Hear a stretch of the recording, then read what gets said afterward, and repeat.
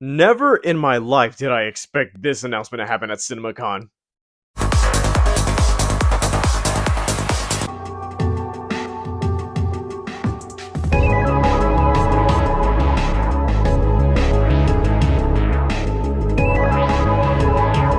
Hey, what's up, you guys? It's me, Odira Kid Review, back again with another video. CinemaCon has just wrapped, and I was going to do like a recap of all the things that were announced, and I said, well, none of these interest me that much. I know about the main ones coming out, like Deadpool Wolverine, Planet of the Apes, and I'm like, okay, I could just talk about it, but I'm like, it's going to be a bit of me recapping, but let me see what everybody else has in mind, and if I'm being honest, Paramount did its thing, and I feel like they had the best presentation because we're like, okay, we got a new Smurfs movie, we got a trailer for Transformers One, which is the trailer we're gonna actually get next week, and Ninja Turtle things, which I'm like, okay, we're gonna get the sequel to Mutant Mayhem, and what the fuck? Yes, they announced a live-action Teenage Mutant Ninja Turtles: The Last Ronin, and not only that, an R-rated version of that story.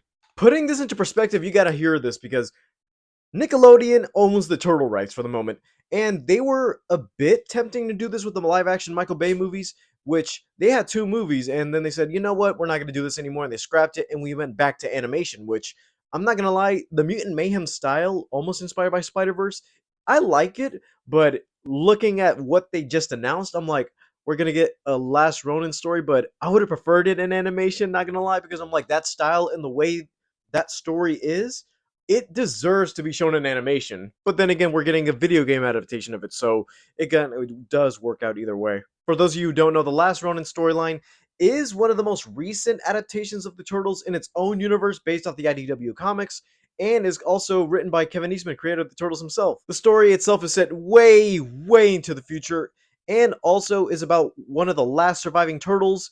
All the turtles have died off except this one, and he vows to get revenge for his brothers by going against the grandson of the Shredder.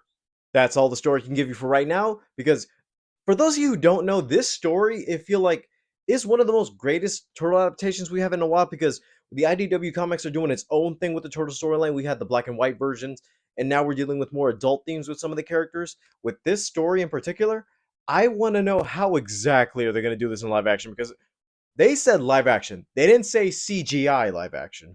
I mean, CGI is going to be used in the movie. For a matter of fact, I already know that. But the thing is that we're going to be entering to a world where there's only one remaining Ninja Turtle. I'm not going to say who it is, but I have a feeling everybody knows who it is at this point. But for the sake of this video, it's just me saying that this movie's being announced, but I'm not going to spoil anything about the comic. From what it's worth, I feel like if they're going to do this, they can try and CGI the turtles again, because we already know from the past mistakes of the Michael Bay turtles, some people didn't like that design and some people did. It worked for what the movie was, but for the sake of the turtle fans, they didn't like it when it came out. And also, most recently, they had already had some photoshops of the characters of what they would have looked like if they actually gave them their turtles' noses instead of actual human noses. But in this case, I wonder, because if they say live action, does that mean we can try and go back to the plastic suits of the 90s? Don't get me wrong, all these characters are going to be using CGI at some point. Hell, even the X-Men are going to be CGI, because we already saw how Beast looks in the Marvels. If we really want to make this an authentic adaptation, I feel like if they can try and use some of the Jim Henson design creature shop for the looks of the turtle, I feel like if they incorporate that design, because you got to remember they did just come out with Five Nights at Freddy's, if they can try and do an R-rated horror game adaptation, they can at least try to use that same influence from the original suits and actually incorporate it into the fighting moves. Even the aspect of it being in the future, because you got to remember this is an alternate timeline where every piece of turtle lore you already know yourself. The fans are going to go into it like, okay, I'm familiar with the aspect of the Ninja Turtles because we already know how it was going into every new adaptation. Yes, they changed one little minor difference, which is the origin story, but I don't feel like the origin story is going to be a factor in this one. What is going to factor is how are the deaths going to go, because I already know that from the based on the teaser of the video game, they already show piece by piece how every turtle goes down. But in this movie, I don't even know if they're going to have to reveal who the last Ronin is by the very end, or are they just going to reveal it from the beginning, and through pieces of the movie as they go in flashbacks, you're going to see who exactly is the Ronin under the mask. I don't know, you guys. I got to say, out of all the things they announced at Paramount, I feel like this has the real aspect of being good, because not only that, we also have R-rated movie adaptations of comic books that have come out and say, you know what, R-rated movies actually do succeed in the box office.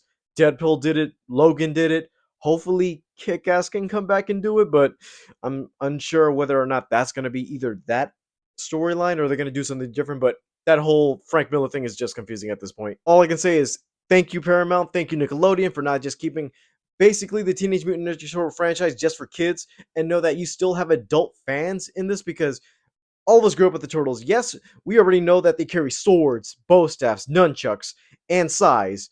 And at some point, you got to know those things have to touch blood at some point. At least we're going to see that go down in this movie. Not only that, but I wonder because Nickelodeon has the rights to some other franchise, and it's been a minute since they touched it. I already know they're rebooting it for Netflix since the original show is done. I wonder if that could also inspire Nick to say, hey, we have this other franchise that was set in the 90s and most of the fans are adults now, so you think we could adapt a certain storyline? Just saying. You never know. These are my thoughts about The Last Ronin being announced. What do you think about The Last Ronin actually being a movie in the works? Not only that, but there's also a video game in the works too. Thank you guys for watching. Leave a like, subscribe if you haven't already. All my social media is down in the description below. And I'll see you guys next time. Cowabunga!